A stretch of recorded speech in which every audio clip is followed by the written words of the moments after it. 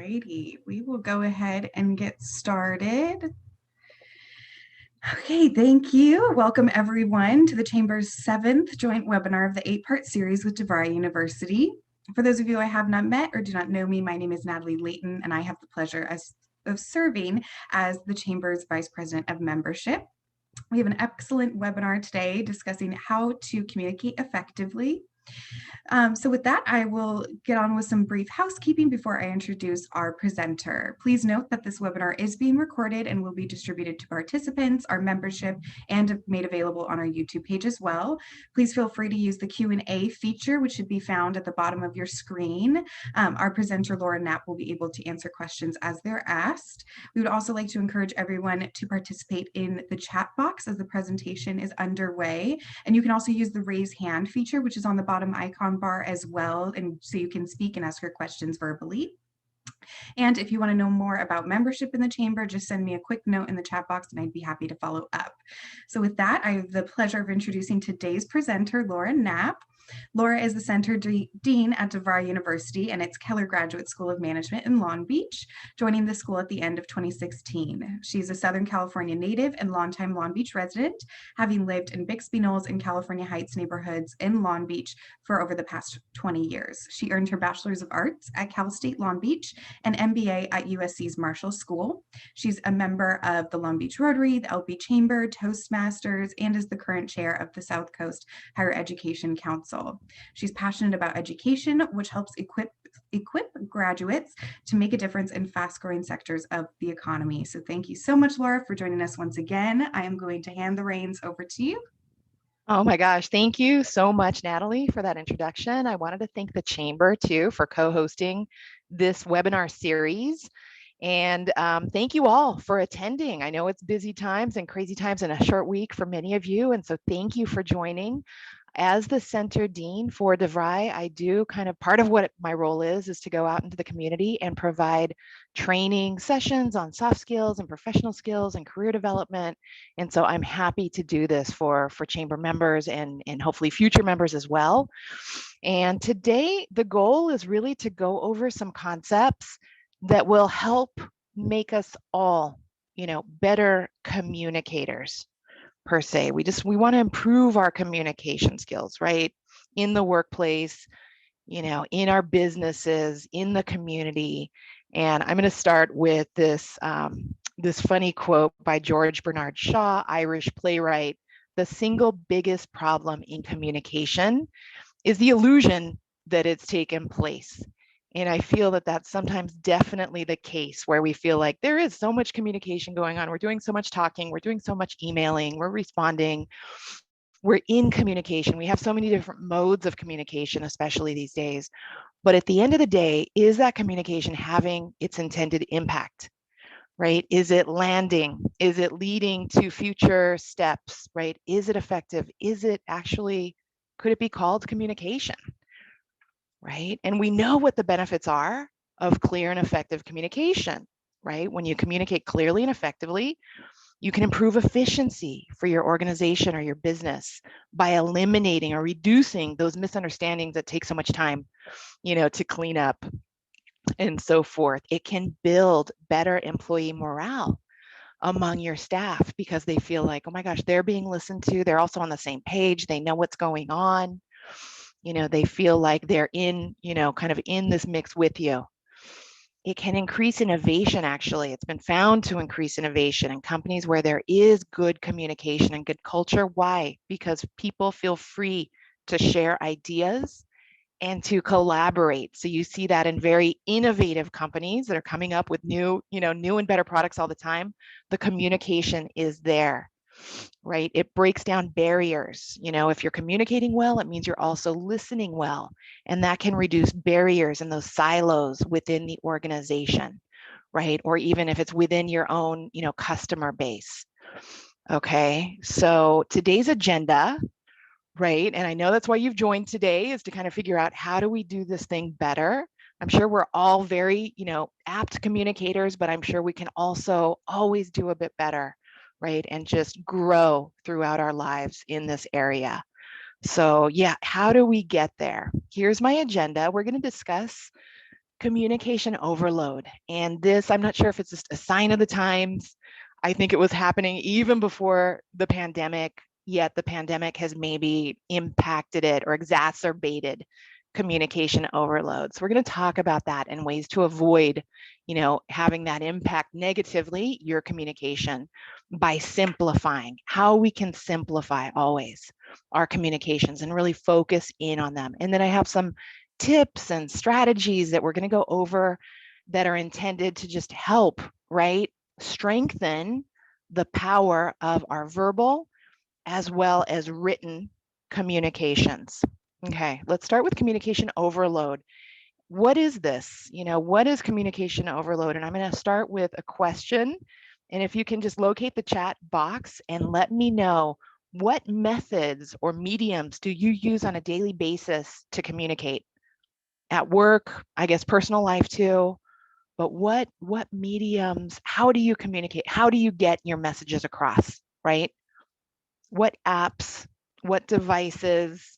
Feel free to go ahead and chat that. As you're thinking about that, I'll think about how what I use in my daily life. Yes, phone, email, texting, video calls, Zoom. There's multiple video platforms now. Oh my gosh, Google Meet, there's WebEx. We use WebEx a lot. Teams, Microsoft Teams is really good. I've been using that a lot.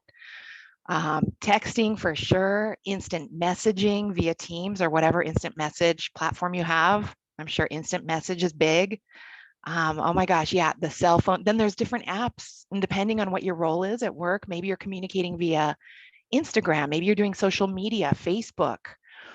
Workplace is like the internal version of Facebook for corporations. Gosh, what else is there? Twitter. Do you connect with your neighborhood using Nextdoor? Right? There's so many different ways to communicate at work and also outside of work. The point being, we are now more connected than ever. And according to Edward Hallowell, psychiatrist Edward Hallowell, never in human history have our brains had to work with so much information as they do today. Never in human history, are we working with so much information, so much data, and having to sort that and organize that and make sense of it. Okay, so, that may be part of it as well, that feeling of overwhelm. And I would say, all of these methods to connect, it's not that it's bad, right? Technology is good. It helps us to communicate. However, if you have some maybe bad habits, if you've developed bad habits over, if you feel you're not a great communicator, those messages can just be, getting kind of misunderstood and mistaken, to the nth degree, right? Depending on how many platforms you're using. Okay, so it's easy to miscommunicate, whether you're a so-called good communicator or not. It's just easy because there's so many modes of communication. Okay, so we're going to talk about, improving our habits for sure. Let me define miscommunication. What is miscommunication? Okay, miscommunication is essentially a communication that can be defined or described as overwhelming. People are feeling overwhelmed, or maybe it's inconsistent or unclear, not enough detail. Maybe there's not enough listening, going back and forth, or there's a lack of trust. All of these elements kind of can describe what a miscommunication is or cause, miscommunication as well. What do I mean by overwhelming? I would say email tends to be the culprit here with overwhelming. Employees tend to feel that overwhelm when they're getting too many messages via email. Maybe they're duplicative. Maybe they're also being posted on social media and other, formats. Maybe their manager is forwarding them all of those emails that are coming out from communications. You know what I mean? Or maybe the manager has gotten into the habit of email, based on whatever kind of crosses their desk or whatever crosses their mind. We get into this habit of email, especially, right? With a pandemic, I'm not seeing people, pass me by in the hall to tell them something or ask them a question. So what do? It's email. Okay, so we have to be cognizant that can, incrementally all add up to create overwhelm. What do people do when they're overwhelmed? Right? With communication, they stop listening, or they filter out. They filter out what they feel is not super important in the moment, according to their bandwidth and according to, their objectives. And so the result is they're not reading your emails. They're not reading what's put out, just depending on their own bandwidth. So some people may be more in the know than others. And you're like, hey, did you see blah, blah, blah? No, I didn't. Well, I sent it to you. Yeah, it's in my inbox somewhere. You know what I mean? That is what overwhelm is. How do we mitigate it? It's really by being judicious in terms of the amount of emails that you forward and send. Okay. How can you reduce those? Think about it. Just think about it. Are there other ways to communicate? Maybe it's a one-on-one, maybe it's a phone call, setting up a Zoom. Maybe you already have a standing meeting on a weekly basis. Every Thursday at 4 p.m. we have a meeting. Save that information, perhaps. Consider saving that for the meeting. Okay, so having standing meetings where you are talking verbally and communicating either face to face or with COVID, right, with Zoom, is a way to substitute, that communication, right? Substitute it for too many emails. Meetings, though, if they are not properly structured, if you don't have an agenda for each one of your meetings, right? If there's no clear purpose, if it's just a standing meeting, that may also contribute to overwhelm. Okay, so we're going to want to be very judicious also with scheduling meetings and making sure that we scale back where we need to. If there's no reason to have a meeting, let's not have it every week or every day, right? Scale back. Maybe it's monthly, maybe it's biweekly, maybe it's quarterly. So just really, kind of taking a step back and looking at your modes of communication to ensure that you're using them judiciously. Okay, lack of clarity. What is lack of clarity? Okay, sometimes I will like to keep things very succinct and to the point, right? We talk about keeping things simple, and I will omit detail that's necessary. I struggle with this sometimes. How much detail do I include or not include? Okay, and especially if you're working on a project and people need information or data to keep moving in their jobs, you do want to include that information and be very clear. Okay, so it depends on the audience. Who am I writing to? Who am I speaking to? Do they need this information or not? And it may vary depending on your audience. Also, another reason for lack of clarity, if you respond too quickly to an email with a lack of structure and just go stream of consciousness, sometimes people will not be able to translate or interpret what you're trying to get across. Okay, so we want to avoid, those really spontaneous emails. We want to structure them for the reader. Okay, and I'm going to get into that, knowing your audience, in just a little bit. Not enough listening, right? Listening skills. We're going to talk about listening, but truly, if somebody is just not taking the time or doesn't have the ability to digest what is being put forth, then that really breaks down communication. It can actually break down progress on a project because that person hasn't been listening enough, to figure out what's going on and what the next steps are. So listening skills are key for good communication. And lack of trust. Let's talk about trust really quickly. Trust is something that takes so long to build up, right? In business, it takes a while. It's not instant, right? Trust takes a minute to build up, yet it's so easy to break trust, to break that trust. And so really just being aware of the trust that we're building or destroying. And again, I think listening goes into building up trust. Taking on only what you know that you can do and then doing it, right, builds up trust. So I'm sure we can all think of ways to build up trust and avoid ways to, to reduce that trust, with the people that we're communicating with. Okay, feel free to chat in any questions or also any other ideas that you have around miscommunication and what causes it, where you've seen miscommunication, maybe in your own organization, past organizations, or any other scenarios. Feel free to share. I'm going to keep moving on, and we're going to talk about keeping it simple. Okay, the antidote to miscommunication really is to simplify as much as possible. Any communication always starts with knowing your audience and their point of view. After all, you are communicating with them. You're not communicating to yourself. So in a sense, we have to get out of our head, right? And how our voice kind of sounds. We want to be conversational always, of course, but we also want to understand, the listener's perspective. So we want to ask ourselves, who am I communicating with? Know their title, know their function, gain some perspective. What do they need to know, right? Prioritize the information you're sharing so the most important facts come first. And this is, both verbal and written, I would say. Why is this information important to them?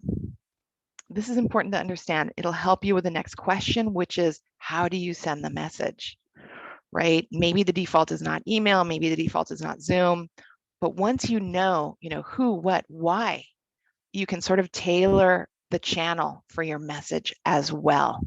And believe me, there have been times where I'm constructing an email and I'm getting pretty far into it and it's getting longer and longer. And then I sit back and I ask myself, is this why?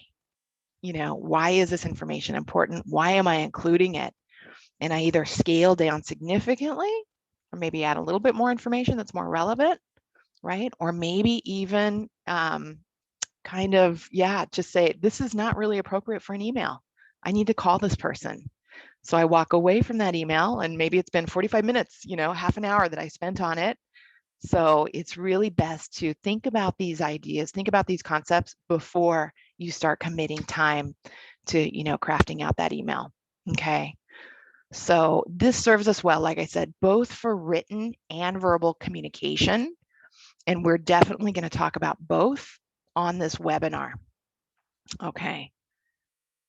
Let's start with verbal communication. Let's dig in a little bit. Okay, verbal communication has many advantages. Verbal communication allows you to read nonverbal cues, listen to tone and pace.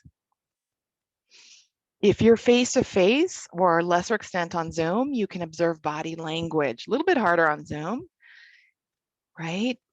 Definitely face-to-face, if you're able to meet with somebody, there's really no substitute for it, right? Eye contact, you can see kind of, are people paying attention, et cetera, et cetera. So for all the advancements in technology, nothing quite can replace, the impact, let's say, of face-to-face communications in the workplace.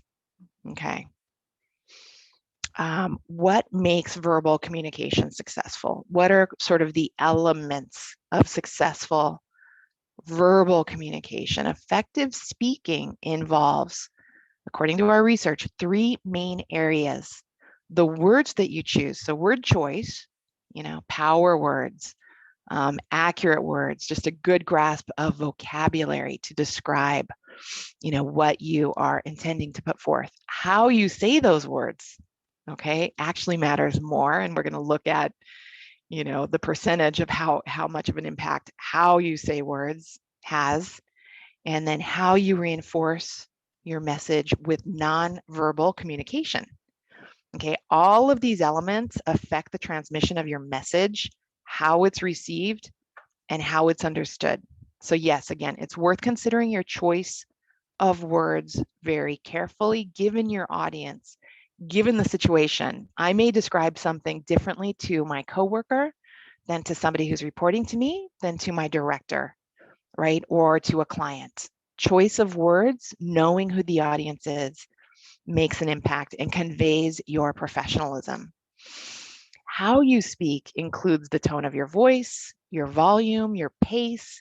These all send important messages to your audience about your level of interest and commitment, whether or not you're maybe nervous about their reaction, whether you feel confident or not, whether you have questions, you're doubtful, right? Your tone of voice and volume and pace all kind of play into this. Let's look at the power of nonverbal communication.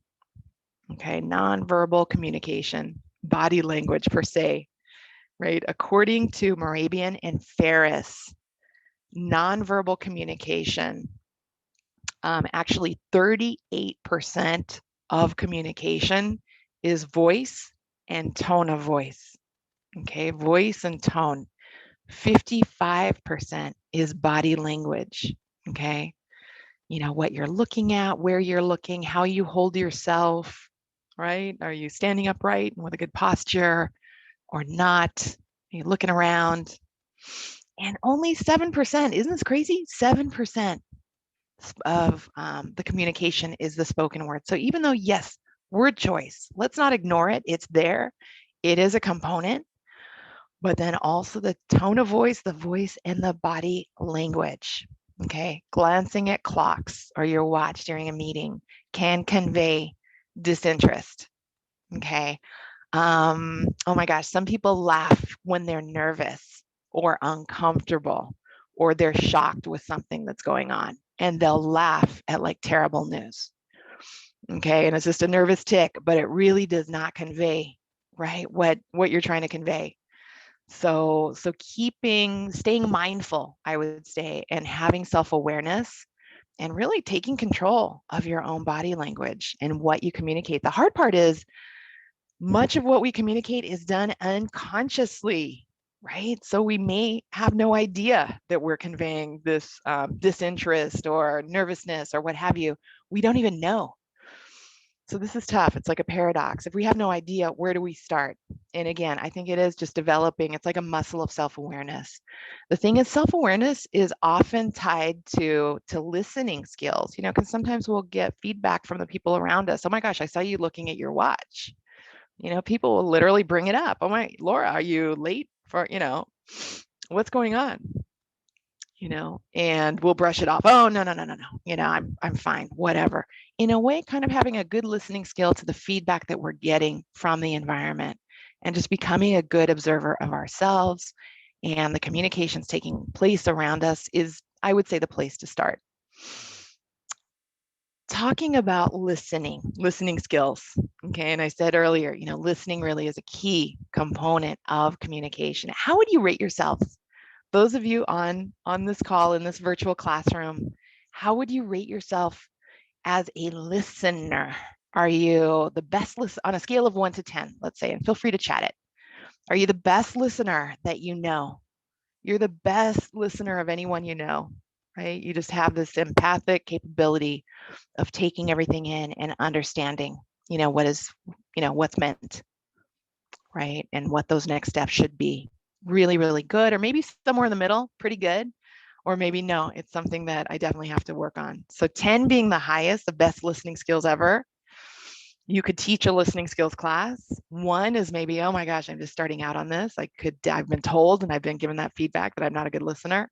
Or maybe somewhere in the middle, you know, I don't capture everything. I know, you know, I miss a few things here and there, but I do, you know, try my best, right? How would you rate yourselves in terms of, okay, yeah, 6 out of 10. Okay, a little higher than, you know, than that middle, right? 6 out of 10, pretty good, can definitely improve, right? And again, you know, listening skills, I think it's kind of an art, it's a discipline, it's something that we I think the first step is just becoming aware of how we listen, okay? And then we work to practice, you know, throughout our lives. It's one of these continuing things that we just always want to invest in our own development.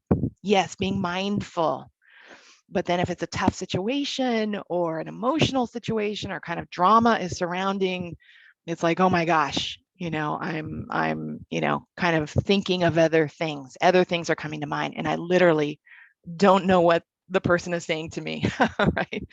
Sometimes parents get into that mode, right? If something's going on with the kids and everything, it's like, oh my gosh.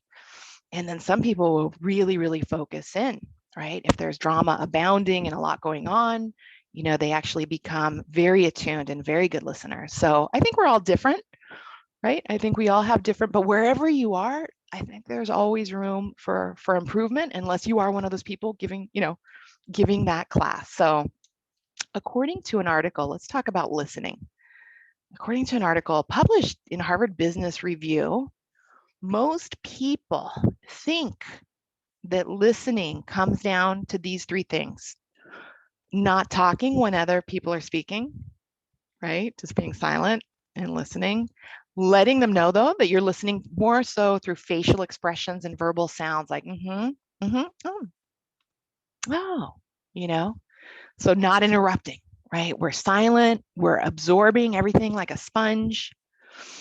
And then when the person is done talking and speaking, we can repeat. I mean, we've really listened because verbatim we can repeat and we can say, okay, I heard you say this. And then you fill in the blank, right? So that's what many people are being taught and what they think is good listening, right? Further research actually takes it a bit deeper and indicates that good listening is much more than being silent while the other person talks. The best listeners, to the contrary, are those who periodically ask questions that promote discovery and insight. Okay. They're periodically asking questions. The questions may gently challenge assumptions, but in a very constructive or positive way. And this shows that the listener has not only heard what has been said, but they comprehended it enough to want additional information. So it's a two-way active dialogue. Okay. Also, good listeners, those that are perceived as good listeners, have interactions that build the speaker's self-esteem.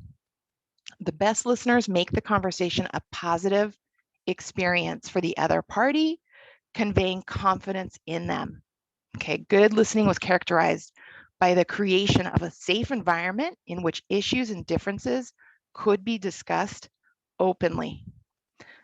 Good listening is seen as a cooperative conversation. Feedback flows smoothly in both directions with neither party becoming defensive. Okay, poor listeners in this research were seen as competitive, as listening only to identify errors in reasoning or logic. Okay, using their silence as a chance to prepare for their next response. And while that may serve very well in a debate club, right? Or maybe if you're an attorney, absolutely, it doesn't make you a good listener or somebody perceived as a very good listener. Good listeners do tend to make suggestions. They offer some feedback, opening up alternative paths to consider. But it's not, right? It's not jumping in to solve the problem, which I know we all, I'm a problem solver. So I know sometimes I get accused of this. I want to solve that problem. Rather, we back up. We're opening up alternative paths to consider in a very positive, right, environment that's building self-esteem for the person who's, speaking. And only after lots of listening and comprehending and asking for more information in a positive, supportive way are we offering those ideas. Okay, so while many of us have thought that being a good listener is like being a passive sponge, taking everything in, I want you to think of it as being a trampoline, okay? Being somebody that folks can bounce ideas off of, right? Somebody that can amplify, energize, and clarify the other person's thinking, right? Providing energy and actually more height. I don't know, I think of it as height. Yes, you need to be in a higher space in order to solve problems, right? So be a trampoline, I guess, as opposed to this passive sponge. Okay. And maybe there's a balance between those two. You need to be able to take in and digest all of that information and comprehend it, but you also need to help energize and take the speaker, right, to higher levels of energy through your active listening. This is really the definition, I would say, of active listening. Do you agree? Right? Agree? Any thoughts on listening skills? Okay, think about that and feel free to chat any questions as we go. I'm going to move on to written communication, right? We're in the workplace, we own businesses, we're managing people, we're being managed, what have you. So much written communication takes place at work. Am I right? So much written communication. Again, those emails, those, texts, those posts on social media for our businesses, right? So much written communication. Can anyone share with the group what makes, in your mind, written communication successful, right? What are the hallmarks of really good written communication? Feel free to think about that. I'm going to take a sip of water. What are the hallmarks of good written communication? What separates, well-written items from poorly written items?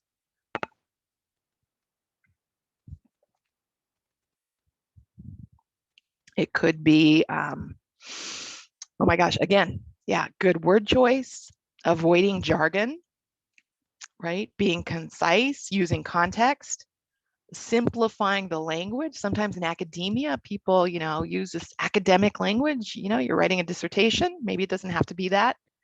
Maybe it's conversational, using bullet points, visually, making a communication more clear to read, right? So in written communication, these are some ideas. Essentially, tone. Tone is tough. I want to talk about tone in written communication. We just talked about verbal communication and how important tone is in your voice. Guess what? In written communication, not as easy to get that tone across in the correct way. Sometimes the tone gets misinterpreted. Somebody's, and maybe it's just a difference in backgrounds or what have you. And people are like, oh my gosh, they see an email. What does this mean? This is terrible. They misinterpret the tone, or somebody was trying to be funny and you're like, wow, that's not even funny. What are they? I'm confused now. Is this a joke or not? Okay, tone can be very challenging. And it's always been said, it's not what you say, but how you say it. Again, going back to the slide on body language and so forth. But in writing, we don't have the benefit of body language. We don't have the benefit of tone of voice. So it's hard to convey.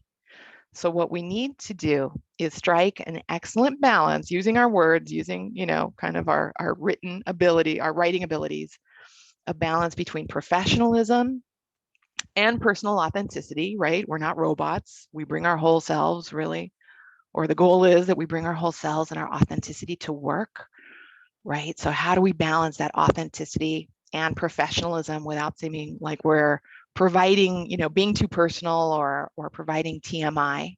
We never want to come across as being condescending. Sometimes this is accidentally perceived in written communication, or too aggressive. Sometimes if we're going really fast and writing a quick email, oh my gosh, I need this report right now, and you really do need it right now, but maybe you need to provide a bit more context. So I'm going to go through some examples, just some visual examples to try to get this point across.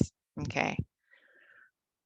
Professionalism versus authenticity. Sometimes, and I'm definitely guilty of this, abbreviations, right? Lots of abbreviations, which I think are very, very appropriate considering the channel. If the channel is text, yeah, thanks, THX, TX, or we get casual, yep, yeah, and we're not using very, very professional language. So again, consider the audience.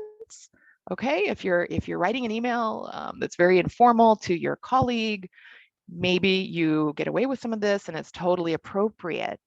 Okay, and depending on the audience, though, if it's your manager's manager, yeah, or the CEO, or even clients, you want to give them the respect of that professional tone. So abbreviations, just keep an eye on them and strike the balance with professionalism. Again, knowing your audience will definitely help.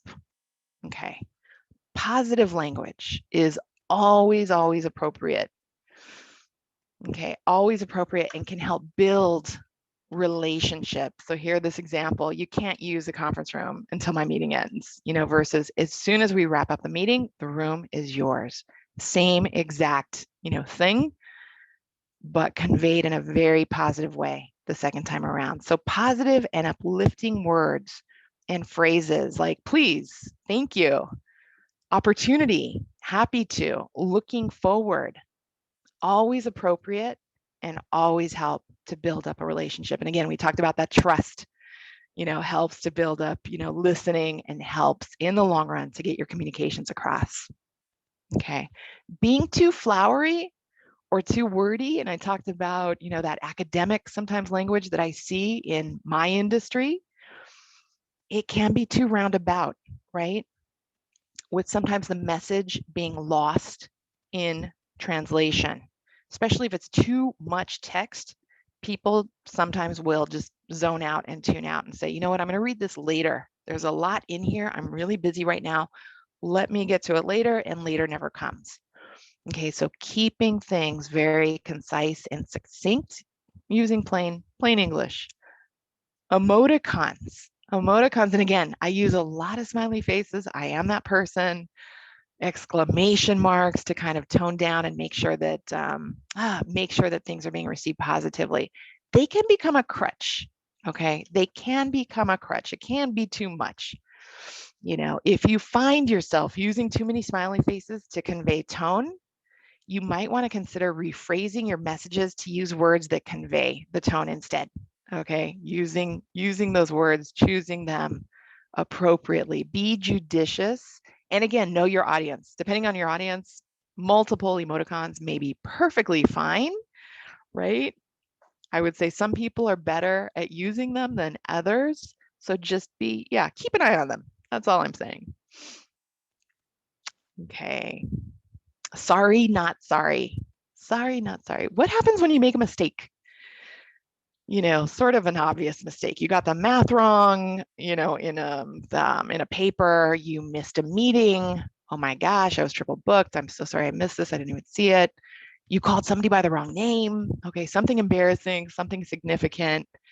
I think we can all agree that apologizing and moving on is probably the best approach. You definitely want to be accountable and respectful without being too self-deprecating. Okay, and a few simple tweaks can help right here in this example. Good call, looks like an oversight on my end. Gotcha, let me, fix this. Versus, oh my goodness, I apologize for my mistake. I completely missed that. In a way, the second version, you're creating a bit too much emotional drama, perhaps. We do want to be humble. We want to recognize our mistakes. There's a professional way to do so. Thanks for the catch. I'll update that now versus I'm so sorry. I can't believe I didn't notice that, in my report. I appreciate you taking the time out of your busy schedule versus I'm so sorry to waste your time. I know you're so busy. Okay. Accountability, yes, but drama and excessive self-deprecation, no. Okay, makes sense? Let's look at some emails. Okay, I just pulled up this email. Moving on from tone, we're going to talk about grammar and punctuation. And yes, grammar and punctuation do matter. They do count. Spelling, fortunately for us, right? Again, kudos to technology. We have spell check, we have Grammarly, we have, different, software applications that help us. How many of you employ Grammarly at work? Or some online grammar checker? I think it's built in, a lot of times, depending on the version of Word that you have and what you have turned on. But definitely your misspellings, not always though, depending on the platform that you're using, misspellings won't be caught, and bad grammar, the same.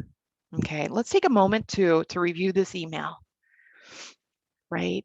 If I were face to face with you, I'd have you circle all the little errors. It's kind of like find the errors. I'm grammar teacher now, okay?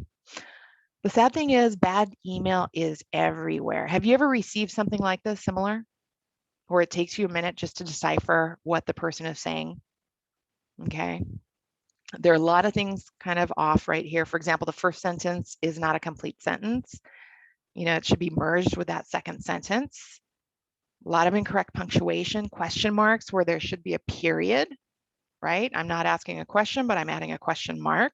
Even the subject line is confusing to me. Seals from Florida questions just is incoherent to me if I really didn't know what this project was about. And even if I did, what can be done to improve, right, this email communication and get your point across in a very strong and effective way? Okay, there's a method called PASS. If you want to jot this down or memorize, put this to memory. Okay, the PASS model consists of 4 questions that you ask yourself, okay, before putting together an email. Of course, we also have that who, what, why, and how that we keep in mind. Also think about PASS. PASS is basically, what is the purpose of your communication? It starts with purpose. Does it relate to a meaningful objective or subset of objective? Okay. Is there a good objective? What's the purpose? Okay. And again, I mentioned the times that sometimes I back away. I'll disengage from an email because I realize there's really no, I don't know, the purpose is not very clear. I'm just writing what I have in my mind and I want to get forth, but maybe I'm going to, include that as a bullet point in a meeting agenda next week. Maybe there's a different way. Maybe I can just pick up the phone. Okay, path. What is the purpose? What is the action involved? What do you want the reader to do or not do? Okay, are you clear on that? What supporting documentation needs to be included? Okay, this is where you're in your mind, you're like, oh my gosh, I really should include that spreadsheet or that screenshot or that data, but I don't have it at my fingertips. And so I send the email without it. What happens? It gets sent right back to me asking for that data, asking for that supporting information. So what supporting documentation is needed and are you including it? Are you able to include it? Also, have you effectively summarized the subject line? Okay. Have you effectively summarized the subject line? Let me go back to action, right? What is action? Does it have a due date? What type of action? Sometimes you want your reader to take a physical action step and do something. Okay. Perhaps you only want them to respond with a yes or no or answer your question. There's really no action except for their response. You want their response.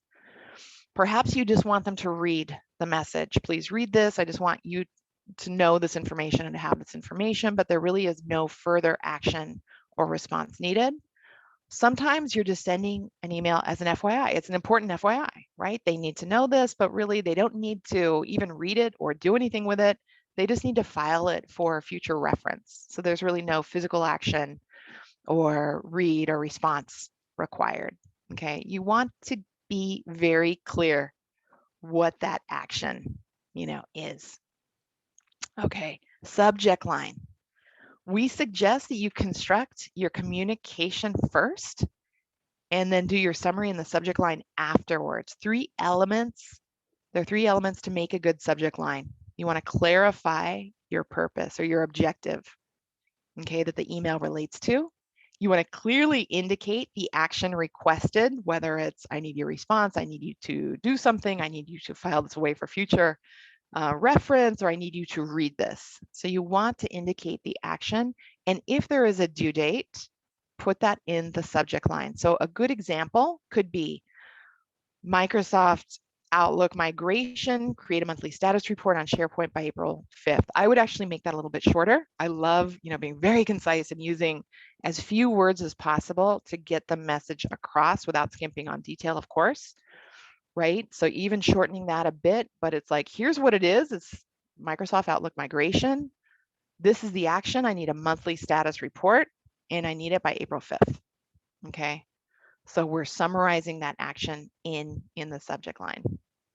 Okay, you can include, say, action requested, response requested, read only, FYI only. You can actually add that either in the subject line or at the top of your message. Like right before you begin writing, you say, Laura, FYI only, see below. Okay, Naveen, read only, see below.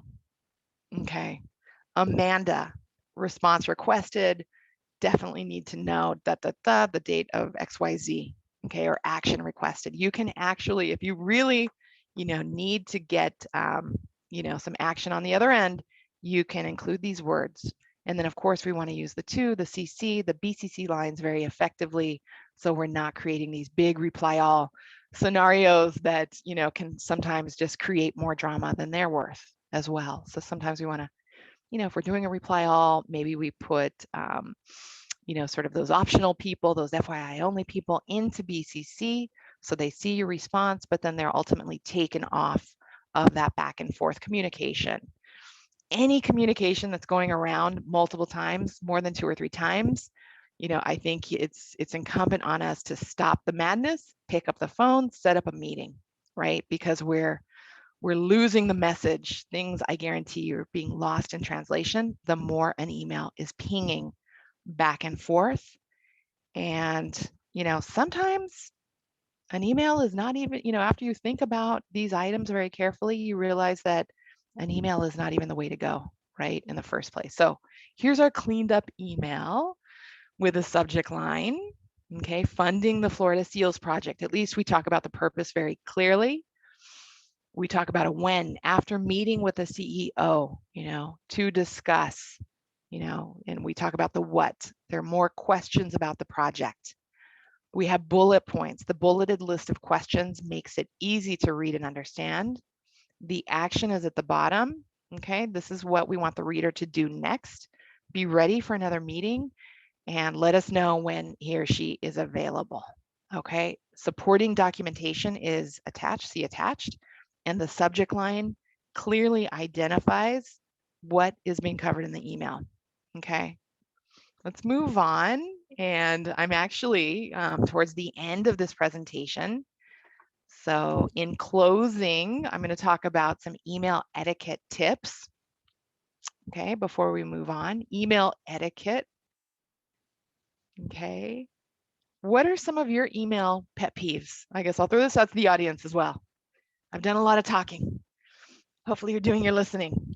Tell me a little bit about, have you seen anything in terms of email faux pas or pet peeves that you have?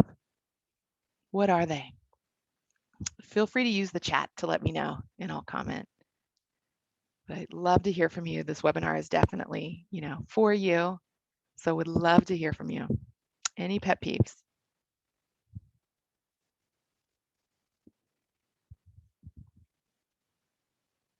Oh my gosh, yes, Amanda. Picking and choosing which questions to answer. Yes. Right. Yeah, trying to schedule a call. Yeah, call me or what have you, call me at no phone number. Yeah, that's true. Those must be quite common. And Amanda, I want to talk to that one. Yes, not answering all questions. I have found, and this is just myself, over time, that the more questions you have in an email, really only one question gets answered. For whatever reason, it's like one, maybe two, depending on how many questions you have. So it's tough when you're trying to get information, from somebody. It's very challenging. So it's really up to you. You can definitely follow up and say, hey, let me know also. Thank you for this. Let me know also about 2, 3, and 4. Fill me in when you have a chance, or pick up the phone and say, oh my gosh, thank you so much. I also have questions on 3, 4, and 5. Or you can choose to send one question per email. And I think depending on the situation, one of those approaches is going to be more efficient. Sometimes I literally will just make it one question, and it's that key question that kind of kicks off the whole process. Why? Because I know that both, or definitely if there's more than two, they're not all going to be answered. So kind of using email to really simplify the must-have information that you need, and then picking up the phone or scheduling a meeting for the rest. Okay. Phone number. And of course, we all have our phone number in our signature lines, right? We should. You know what happens in the response when you respond? It's a setting, an Outlook or whatever whatever email package that you use. You have the choice to also customize your response. So when you're responding to an email, you may or may not have chosen when you first set that up to include your email and your contact information. This happens more times than I can count, where maybe you emailed somebody first and then they respond and you respond and and you're going through that whole email trail and nowhere do you see their contact information because they responded and it's not in their signature, maybe even in their original signature, it's not in there. And then they forget, maybe they assume it's in there and so they don't give it to you overtly, but yeah, there's no phone number, so you have, okay, another email, can you send me your phone number? Okay, so I would say, yeah, in your signature and in your response signature, make sure that your email and your contact information is there. Okay, absolutely. Again, I think it's about knowing your audience, clarifying your why before you even send an email. Definitely, I didn't mention, but this is key. Always reread, right? For typos and grammar that's not being caught. Read for simplicity, clean it up, make it concise. Practice the 24-hour rule when needed, right? If something feels like it's emotionally charged, you may want to just hang tight. Go ahead and write the email. Do not hit send, right? Wait 24 hours, maybe tomorrow morning, and then consider that email. And maybe it's something that you need to pick up the phone for and have a conversation, or maybe it is something that you need to reply to, but you're going to have a better head around it, if you practice that 24-hour rule. Be very careful too on that, BCC and the whole, carbon copy thing. Make sure, you have in the two, you have in the BCC, you have in the CCs, exactly the right people, right? And you're not inadvertently looping people in, to your communication that shouldn't be on the communication, right? Of course, everything can get forwarded. Always keep that in mind. No matter what you're writing can always be accidentally, even inadvertently forwarded to the team that didn't mean to disparage, but maybe in the heat of the moment you did, and then your manager sends it off and it's, oh my gosh, it can be embarrassing, right? And then shortcuts and abbreviations in business email messages, again, just be very, very judicious. And, I'd like to close by saying sometimes email, it's not about an email, it's about picking up the phone. I think especially now, it's a great way to build relationships. Schedule a Zoom meeting, right? Yeah, schedule a meeting, schedule a Zoom, schedule time to discuss. Email is not always the answer, yet when you are going to use it, be very, very careful, how you craft it and who you're sending it to, etc. Any questions? Oh my gosh, that happened. Okay, Natalie, that's too funny. Yes, live and learn, right? Live and learn. We've all been there. We've all been there. So I'm going to start to wrap up. I did want to just reiterate for all of you chamber members and hopefully soon to be members, DeVry University and its Keller Graduate School of Management has group tuition rates for not just you, not just the key point person member, but for your employees as well. So it's extendable to all of your employees who may be considering going back to school, earning a degree, earning a certificate. We do have many undergraduate and graduate certificate programs as well, which are much shorter than formal degree programs. That said, we do have an associate's, a bachelor's, and a master's.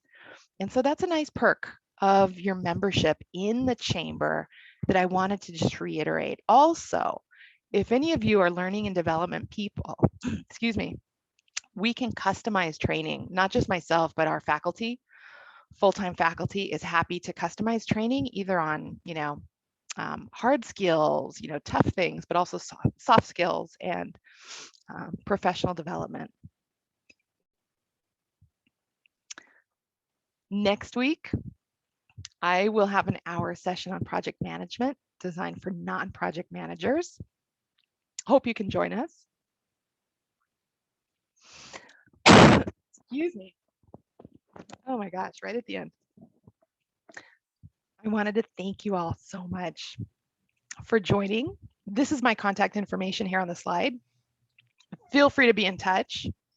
And I'm going to pass the baton back to Natalie. Thank you so much, Laura. And thank you everyone for joining us and for DeVry partnering with us on this amazing series.